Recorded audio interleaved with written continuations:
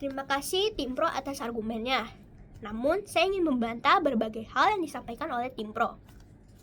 Yang pertama yaitu bias, di mana Tim Pro mengatakan bahwasannya masyarakat lebih memilih kepemimpinan yang akan datang karena terasa dikecewai oleh pemimpin sebelumnya, sehingga mengharap bahwasannya kepemimpinan yang akan datang akan menjadi obat bagi mereka yang merasa kecewa. Menurut saya ini salah. Kenapa? Karena masyarakat lebih berfokus kepada memilih kepemimpinan atas kinerja dan juga kebijakan yang ada.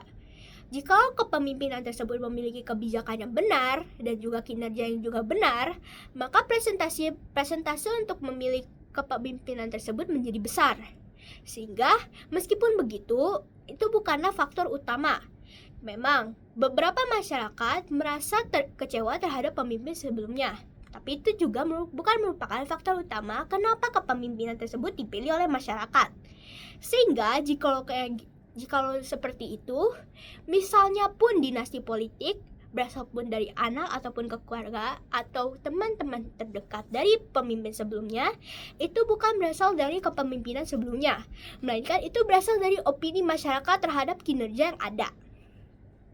Yang kedua yaitu rasa terlindungi, di mana masyarakat memiliki keterbatasan waktu dan juga adanya hoaks yang beredar terhadap pemimpin yang berasal dari dinasti politik. Menurut saya itu salah. Kenapa? Karena keterbatasan waktu bukanlah hal utama, melainkan masyarakatlah yang memiliki banyak waktu dalam memilih kepemimpinan. Seperti yang kita tahu, Indonesia memiliki 5 tahun sekali dalam masa pemilu.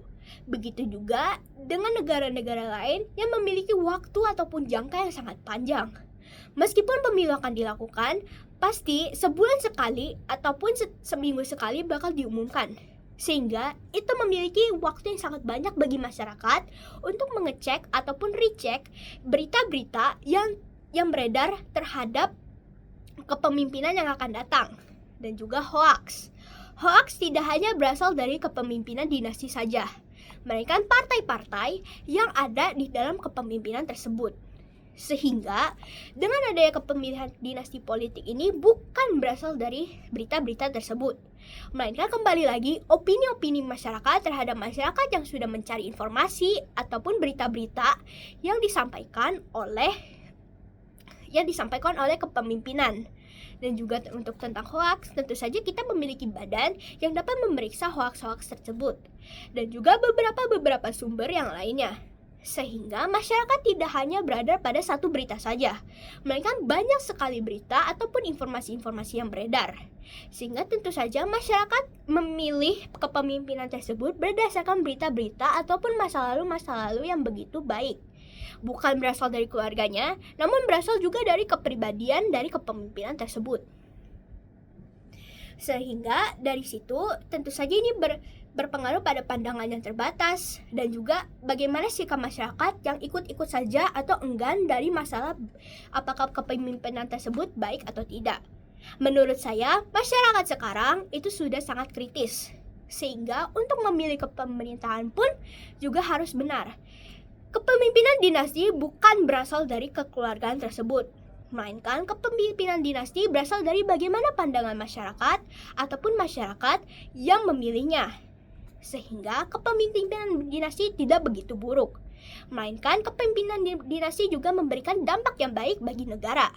Seperti contoh keluarga Lee dari Singapura. Keluarga Lee yang merupakan Perdana Menteri, yang dimana putranya juga merupakan Perdana Menteri, itu membawa dampak yang begitu baik bagi Singapura. Dimana pada dulunya Singapura merupakan negara yang miskin. Hingga sekarang, Singapura merupakan negara yang paling berpengaruh dalam hal ekonomi. Ini juga merupakan dari pandangan masyarakat bahwasannya mereka sangat percaya pada keluarga Lee. Sehingga kepercayaan masyarakat juga merupakan faktor utama mengapa kepemimpinan dinasti itu tetap berlanjut, bukan berasal dari keluarga yang ada ataupun hubungan-hubungan yang ada. Sehingga argumen saya menentang mosi yang ada, di mana kepemimpinan dinasti ini juga memberikan dampak-dampak yang positif, seperti stabilitas kepemimpinan, pengalaman dan koneksi, efisiensi politik, dan lainnya. Stabilitas kepemimpinan membuat suatu negara menjadi lebih maju. Dengan adanya kestabilitas kepemimpinan, ini berarti tidak adanya perubahan kebijakan, sehingga pemerintah lebih berfokus pada kebijakan yang ada. Lalu yang kedua yaitu pengalaman dan koneksi. Ini juga dapat membantu bagi kepemimpinan yang akan datang, bagaimana cara memimpin yang benar, dan juga bagaimana cara untuk mengajak masyarakat bekerja sama. Dinasti politik bukannya hal alat untuk mengajak masyarakat melakukan hal yang tidak benar. Dinasti politik juga bisa merupakan alat-alat untuk membantu masyarakat memperbaiki ekonomi, kemiskinan, ataupun masalah-masalah lainnya di negara. Yang ketiga yaitu efisiensi dan juga efektivitas politik. Seperti kita tahu, pada zaman ini banyak sekali adanya perubahan-perubahan kebijakan, sehingga masyarakat menjadi kesusahan dan juga tidak tahu arah kepemerintahan yang benar. Sehingga dengan adanya efisiensi politik ini, kepemerintahan lebih berfokus pada satu hal dan tidak kelebih-lebihnya. Seperti yang kita tahu, perubahan kebijakan ini membawa Indonesia menuju sebuah negara yang tidak tahu arahnya. Dan dengan adanya dinasti politik ini, stabilitas yang ada itu bisa terus berlanjut hingga yang mendatang. Seperti contoh keluarga Kennedy dari Amerika, di mana dia merupakan keluarga yang paling berpengaruh dalam ekonomi Amerika. Sehingga dari saya sendiri, kebijakan dinasti politik bukanlah hal yang tidak buruk, melainkan kebijakan dinasti politik juga dapat berpengaruh baik bagi masyarakat dan juga bernegara. Semua kebijakan-kebijakan yang ada seperti dinasti politik itu bukan berasal dari bagaimana cara kekeluargaan ataupun kepemimpinan yang sebelumnya itu menyuruh keluarga ataupun teman untuk mengikuti politik. Tetapi bagaimana cara masyarakat untuk menerima ataupun untuk memilih kepemimpinan berdasarkan dari dinasti politik. Sehingga ini tidak berarti dinasti politik merupakan hal yang dapat merusak demokrasi, tetapi juga berdasarkan kepemimpinan masyarakat terhadap hal ini. Terima kasih.